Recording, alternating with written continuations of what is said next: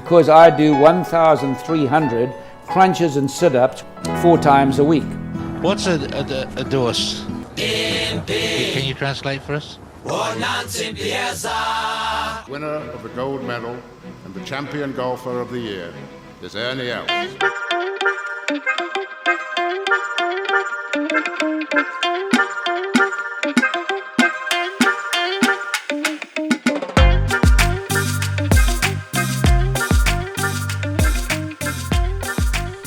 Welcome back to the Go Track, the podcast about golf and golf adjacent stuff. We are still in the nervous 90s, sitting here with my 3 Go Trackers, JDV, Hoff, Tucky. Hello, guys. This is the adjacent stuff part. This is a truly golf adjacent podcast. Hello, Terence. Hello. Thank you for having us. Welcome. Guys, we have a big rugby trip tour on the horizon. And, you know, when JDV and I see these things in the calendar, the first 2 people we look at are our 2 internal rugby experts. Loosely use the word expert. Unfortunately, Jerome wasn't available, so we had to find the next 2 that were available. But guys, yeah, we're going to talk a little bit about what our thoughts are going into this massive rugby tour. I'm sure you guys will set the scene about when the last time this happened. I mean, it's a big event, and you know, I think we've gotten used to being at the pinnacle of rugby events. But before we do that, I wanted to ask you guys. Okay, you guys are both pretty big sports fans. You've got your football teams. You know a lot about rugby. You follow cricket. So, like, of all the sporting events or outcomes that you would want to see in sports based on the teams that you support over the years since you've been kids or whatever. Obviously, both your football teams have won Premier League titles. We've got Rugby World Cups that have been won. Golf, there may be golf things on the horizon. What is left that you guys want to see? Like, what is the sporting event that you are like most invested in or feel like is missing from your like trophy cabinet, your personal sports fan trophy cabinet? The Proteas winning the 50 over World Cup. It's very, very simple for me. Very straightforward. That is literally the one that is missing.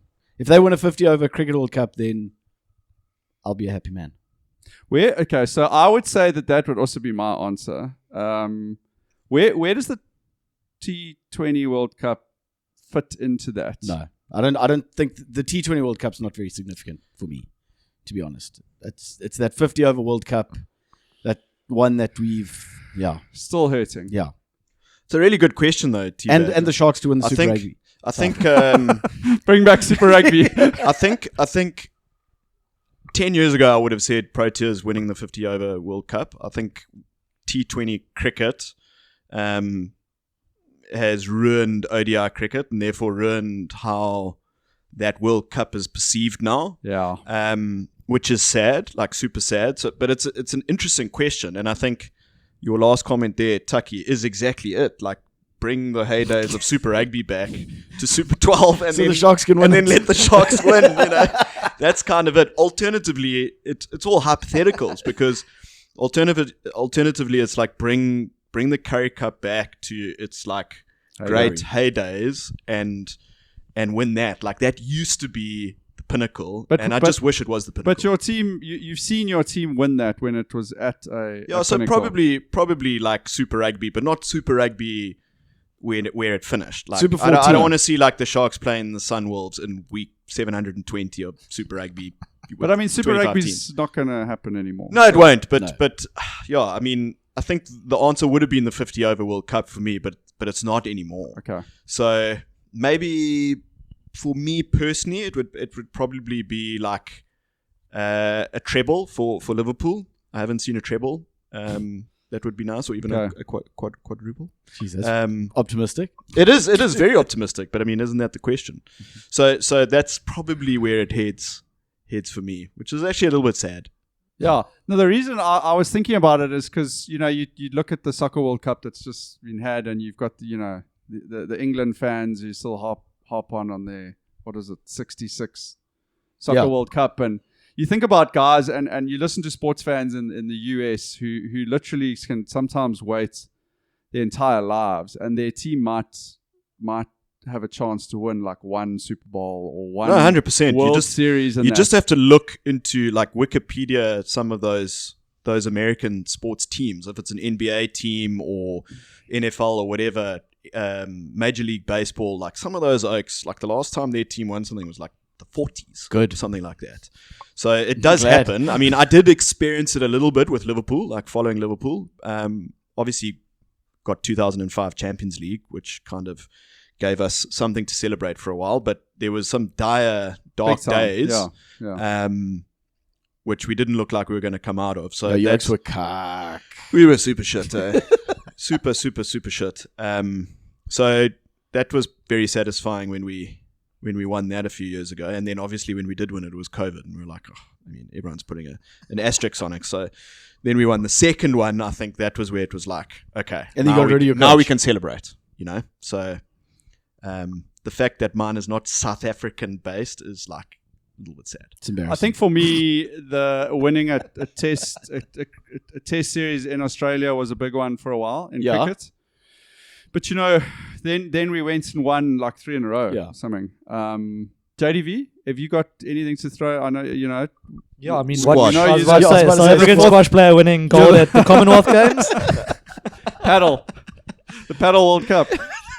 No, genuinely, I mean, the only sports I'm really watching avidly is golf. And I mean, I'd love to see a South African get to number one. I don't think it's ever going to happen. I mean, that's not like is an that event. A thing, or it's is not it like winning a major? An event. But I mean, what I'm saying is that you can have like a fluke South African win a major, which is epic, and I'm going to celebrate it. But I'd love to see a South African golfer win multiple majors. Okay.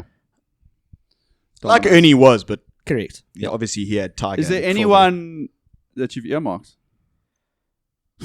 Golden. The gold, yeah. The golden. What about our golden boy? Not sure. No, look. To be honest, I can't see.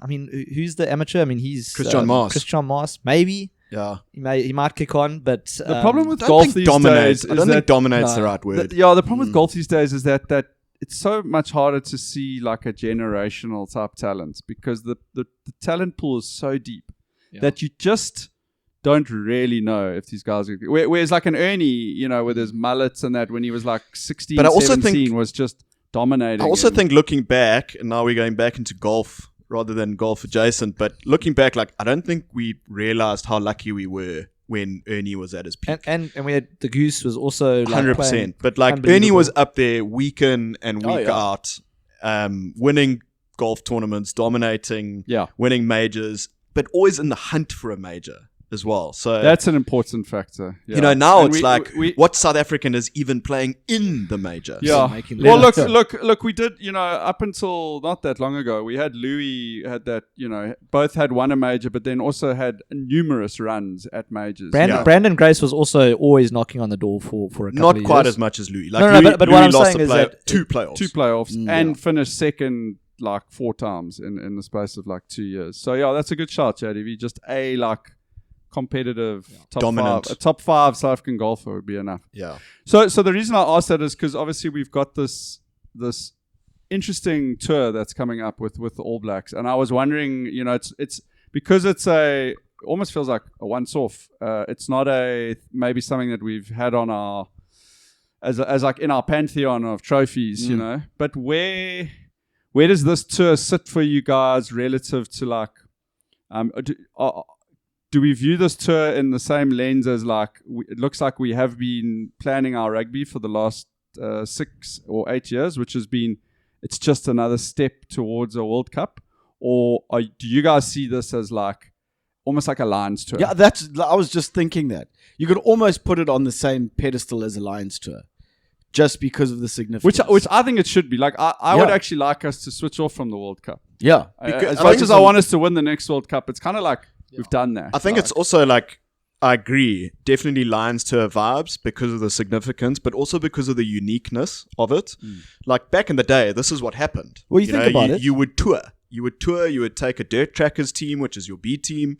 Your Dirt Trackers team would play, whoever it was during the week, the provincial sides, and this is how rugby worked up until pretty much the professional era. And obviously the last time this happened was 1996, which was just into the professional era. So it's like super unique now, because we're not used to playing the same team over and over again. Yeah. Normally maybe 2 tests is the maximum in a country, and then you move on, and you start looking at the next team or whatever. So it's a super unique experience. The last time was 1996. We lost to New Zealand when they toured here in 1996. So I just think it's really cool, and I think the only comp is really a Lions tour, because the Lions come here and they play the Sharks, they play the Bulls. I just hope on that subject that our franchises step up to the plate, because I know, like, the last time the Lions came out here, like, the provinces don't really give a shit about it. Yeah, but I and also they get think, pasted, I think like that last Lions series was obviously an outlier because it was during COVID, and the There were no Sharks ended crowds. up having to play them twice in Joburg. Remember that, because Yeah, there was shitty. COVID in the province team, I think it was. So like, I don't know whether we can't look at those games, but you look back in 2008, 2009, when like our SAA side beat the Lions. Well, SAA side was basically our Bok side in the last tour. But like back in 2009, I think Western Province, SAA beat them when Willem de Waal kicked that kick from the corner. So like, that aside, 1997, I think the Northern Transvaal beat the Lions. Yeah, so I think that our franchise sides will be a lot better. I think given that, I don't know how they're going to integrate the URC squads as like a sort of preseason game, which I think will obviously strengthen them. It's not going to be like our Curry Cup kids teams, playing. yeah. So Well, if it is, then put 100 on the board. yeah, then I think we're going to see carnage. So, but like I think we're going to play stronger franchise sides also, because they've bought, how many players have they bought? 36, I think. Yeah, they bought a bigger squad for their. But their you know what I mean? trackers. They're going to have to rely on players to play both games. You're going to have guys playing midweek and test match rugby, obviously. So I think these oaks are going to want to rough the Kiwis up. But I think the other thing, Teabag, that's like super unique about this is a lot of these. So the All Black team, it's obviously got a new coaching staff, and there's a lot of new players that are coming into this All Black side. But with Super Rugby not being around anymore, this is like a unique opportunity for a lot of these New Zealanders to tour South Africa, because they don't tour South Africa anymore. So there's a lot of guys that are coming that haven't come with the Crusaders and played the Sharks. They haven't come and played the Bulls in Loftus. This is their first time to South Africa in a rugby context, obviously. So it's outside of like a once-off test. Yeah. correct. But a lot of these guys are new guys, so they haven't even come for a once-off test. So, I think it's an awesome. I wish it was happening more. I don't know if there's any plans for us to return the favor and go and tour New Zealand. I think that would also be absolutely epic. Yeah. But it's an amazing thing. It's like really a nod to the old school. And I think South Africa is going to be frenzied for like.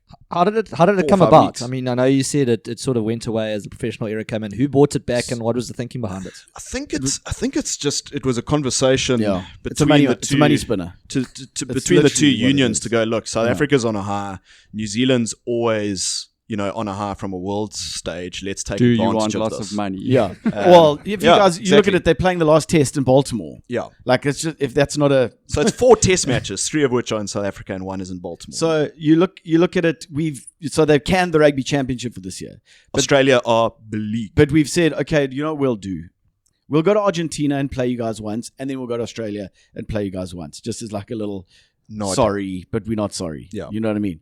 So I think that the discussion was let's just make as much money as we can on these two brands that are at the top of the game at the moment. So Yeah. which How is can fair. they just can the championship? Because these championships are all based on like TV rights contracts. And so when those contracts come to an end, they can pretty much do whatever the hell they like. And that's what happened with Super Rugby and that.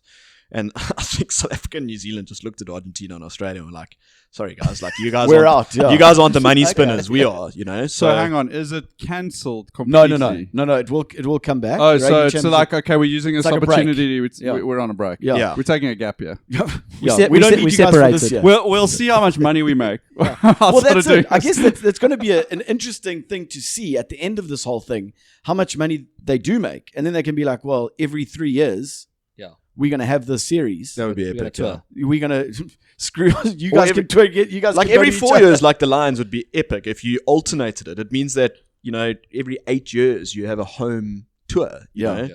That would be unbelievable. But yeah, I think the whole of world rugby is frenzied about this because no one, you know, everyone's talking about the Springboks at the moment. Most people, because they don't like us, because we're at the top. And, you know, obviously New Zealand are up and coming and all of that. So the whole rugby world is invested in this. And we've got this here on our doorstep. So Oaks are frothing. Big time. I think it's going to be an unbelievable series. Also, I think it's so good just as a broader, the tour perspective, because I'm assuming there's going to be a pretty decent number of All Black fans that are going to come over. You know, it's that not would going to be be British interesting to know. Lions No, stuff. No. definitely not. But like I know people going to golf now again, but like I know people who have been putting together like packages for yeah. people who are coming over, doing like a test and then some safari, some golf, and then the next test, you know? And like it makes so much sense to like when you're traveling that far to not come here for a one-off well, that's test. like you know? I'm just thinking about it. Like you compare it to cricket. Like cricket is like a bilateral game. You always have bilateral series where we'll travel to India and we'll play against India for however many games and whatever, and that's losing so much significance. People are over watching South Africa play against Pakistan in 5 T20s, and there's like nothing at the end of it. Whereas rugby's never been like that. Well, since 96, basically, since professionalism, when rugby went to the tournament model, and everything is a tournament, and you have multiple nations playing, and now everyone's hungry for a bilateral series. Yeah. Where you're like, shit, now we're going to play the All Blacks, and we're actually going to see who is the best. Yeah. Because you're putting 1 against 2. And it's interesting that like how it's the move's been away from competition or tournaments into the bilateral space, whereas cricket is trying to do the opposite. Yeah. But it is like to that exact point, Tucky, like I think having a series like this and its uniqueness is that if we do lose the first test, it's not like, you know, not everything is lost. It's not, okay, New Zealand are better than us this year. You go into the second test and you're like, can we turn this around? So yeah, it's going to be awesome. I am worried about it from like a winning perspective. For a couple of reasons. One, I think South Africa's not looked so good against Wales and Scotland, and I know with anything to do with Rassie, it's also difficult to know whether they are actually looking good or not because you don't know what combinations he's going to play. So he has been playing like B and C teams, which makes it difficult for New Zealand to plan against us. But it hasn't looked all there, and I'm sure our guys will step up when that first test comes around. Yeah. But the other thing that worries me is how unknown New Zealand are. You know, new coaching staff, a lot of new players coming through their Super Rugby system and all that kind of thing, and a complete clash of styles. Like, what have they been doing in terms of their team selection? So that's why I say a complete clash of styles. Springboks have been kicking more than any other team in the what do they call it now? Nations Championship. Nations Championship. Whatever. And New Zealand have gone completely the other way. So they are pretty much running everything. And choosing a lot of quick, skillful guys, which is what the All Blacks have always been about. And if you look at Scotland cutting through the Springboks at the end of that test, it is concerning because it's literally two clashes. Yeah, so I would say my concern was that Scotland test match, we fell off way too many tackles. Yeah. Like it was, our defense was Especially by the end. But with that being said, there are so many players that were not there. That No, will 100%. start in that first test against the All Blacks. And like, I don't care what people say. When Siya Kolisi's in that side, those Oaks are different different players as well. Yeah. And when you're playing against the All Blacks, that's a completely different beast. You're playing at Ellis Park, another different beast. So like there are so many factors that are going to come into what's going to happen in that first test. It is at Ellis Park, that first test. Yeah, I think it goes Ellis Park, Cape Town, and then Soccer F&B City. Stadium. Yeah, But like, I think that, Cape Town, that's a bad venue selection. yeah, Never yeah. been a- keep never been a- keep them on the half the Cape I Crusaders. seem to remember I looked at stats once. It's like literally the place where we've lost the most tests as the Springboks. Yeah, look, in Durban's South not Africa. great either. But No, Durban's not great, but Cape Town. I would have taken him to I think taken him to that- Kimberley. that F&B stadium, that Soccer City test could be completely sick. That could, I mean, if it ends up being 1-1, which I hope it's not. I hope we win 2-0. Yeah. We'll go in there and we can play a B side. But that, By the way, that could be epic. Are we counting the fourth test as part of the series? Interesting. I mean, that I was is thinking a that. shit fucking idea. That I should know just they're be- trying to make money, For but me, it's more of like that for me, that it's more of can't like be part of a- the series. I think it's part of the series if we 2-1 down. Yeah, then it's Then it's definitely part part of of the series. I think it's more of an exhibition game. If to we be 2-1 honest. up, give us the trophy now. Should they not have started with that rather than have it as the last one? It's I think they want the Americans to see the first three and hope Okay. that it's going down to a decider, and then you'll see. But apparently, it's pretty close to sold out. It was sold out, I yeah. heard that as well. But yeah, we'll see. the cost of tickets is apparently ludicrous. A friend of mine sent to me. It was insane. The cost of tickets. Yeah, for no, that game. Oaks are cashing in. There's no doubt about that. But yeah, it's going to be epic. There's a lot of question marks on both sides, and I think it just makes for an even better series. Like I just hope, and I think it will be. I think even if their Springbok All Black tests are a bit like, we take them into the gutter, it's still epic. It's that test match rugby vibe. Our Oaks want to run over them. They're not going to stand back for us either. So I do hope that our provincial sides can stand up and put up like a little bit of a fight. Especially considering we're going to be going to the Sharks All Blacks game. I don't really want to go there and watch a massacre, but I think the uniqueness of it, Tucky, is it's going to be epic. Yeah, just looking at the squads and looking at like just this Nations Championship that's just gone, like the All Blacks in New Zealand are a completely different animal as well. And I feel like every team, when they go to New Zealand, except for us, and only recently, when they go there, that's like a 16th player just being in New Zealand alone. And I think that for us, we've managed to sort of get over that. Obviously, that win in Wellington last year just sort of proved that. I think we I passed was going to that. say, let's not forget the last time these two teams played each other. Fucked them up. 43-10 South Africa in Wellington. So them coming here, a lot of the players might not necessarily know each other very well. So like you're going on sort of analysis and what you've seen on TV and what you've seen from Super Rugby. I think our players are far more hardened from the league. Like those guys in the URC, I think are far more hardened than Super Rugby. So I think that's going to be a benefit for us. And obviously continuity. Except the guys playing in Japan, they're Yeah. not that hardened. But although They come in fresh. Like I don't know how you that see, works. you see Malcolm Marx We and got a you little see bit of fresh, a little bit of hard. I don't know how that works, because they should come in and not be hardened, like to your point. But like it's just how Oaks playing in Japan works for us. But I think don't know how. like you see Peter Steph du Toit and like Malcolm Marx and come in and they just don't miss a beat. Because they are literally just primed to play international rugby. Like that's their thing. That's all they care about. Like Eben did an interview the other day and he said, like, it's Russie's way or no way. Like all they want to do is win international rugby games. And I think we're going to see some big collisions. That's what we're going to see. So I really hope there's two things that I really hope for. Obviously, I really hope it's going to be. I mean, I really hope we're going to win. Obviously, that goes without saying.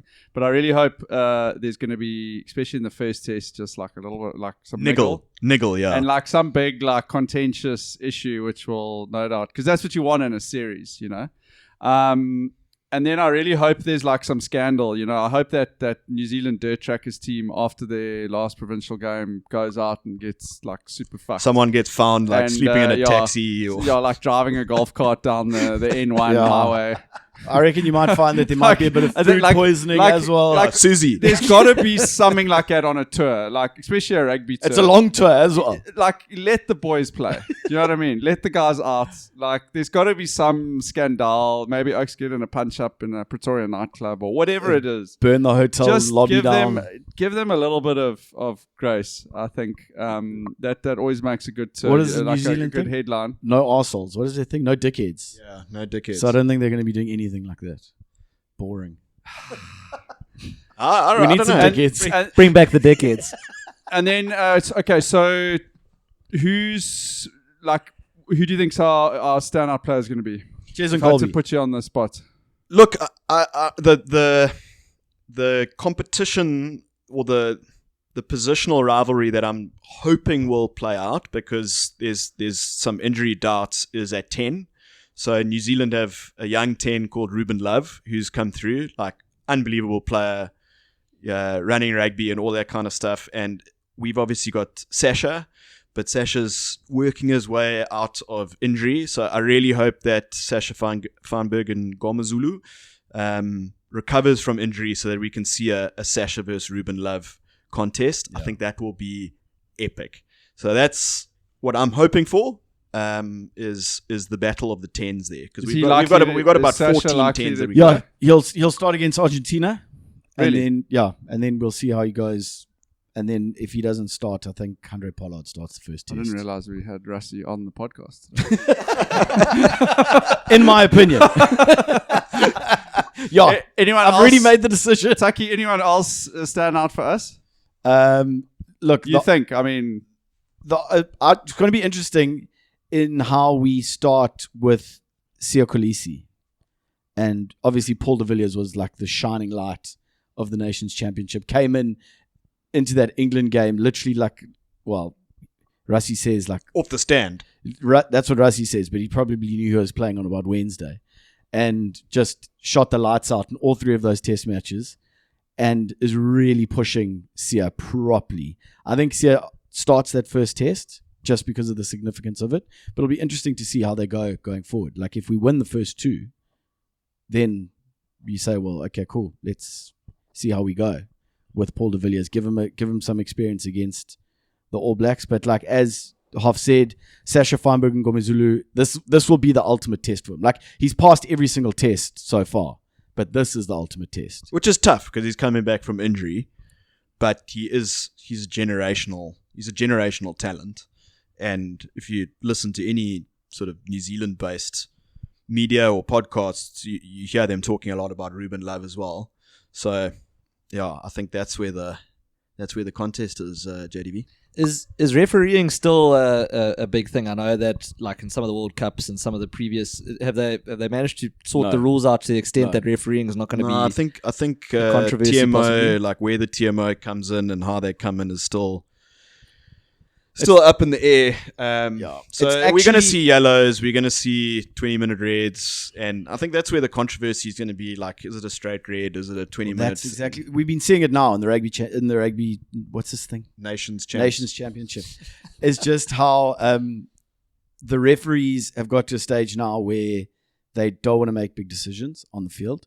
So that what they'll do is they will give them a yellow, so it meets yellow card threshold, bunker. into the bunker, and let the bunker man, whatever he's called now, take the heat. decide whether it's a 20-minute red card or a full red card or whatever. So the refereeing will definitely come into it across the series. There's absolutely no doubt. There will be some controversial moments. Especially considering like how dominant our scrum has been in the past and how controversial a scrum from a refereeing perspective is. I think we're going to hear some serious whining from the All Black side if we dominate their scrum and we get refereeing decisions. We'll hear the same kind of whining that we've heard from our Irish counterparts over the last 2 or 3 that years. Hoff in particular has heard a lot of. Love 'cause the the drive-by. algorithm has still got him. Well, In your head. no. They're not. Irish They drive by there. even the All Black guys like Justin Marshall I have saw been him talking moaning, about yeah. them because they were moaning big time after they lost to New Zealand. They got clapped by New Zealand, No, and they they're moan all like moaning James. about the flipping refereeing decision. So fuck the Irish, but Yeah, Just quickly, our position on the Irish is fuck you. but yes, there will be controversy on the refereeing side, JDV.